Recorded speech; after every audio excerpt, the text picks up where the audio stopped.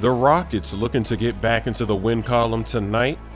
James Harden with a near triple-double, 27 points, 10 rebounds, 8 assists. And Trevor Ariza would go down in this game with a left leg injury. And he would not return to the game. He actually played 0 minutes. This was the first minute of action, not even a minute. Second half. Rockets with a double-digit lead. On the other side, Devin Booker, he dropped 31 points tonight. He's trying to guard Harden, and he gets hit with a spin move. Look at Harden finishing in the lane, making it look easy as he's getting fancy.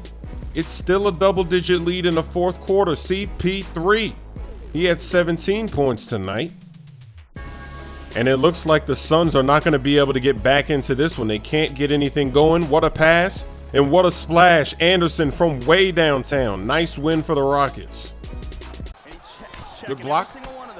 I wish that shot would have landed. Ooh, did you hear that crack? Oh my goodness.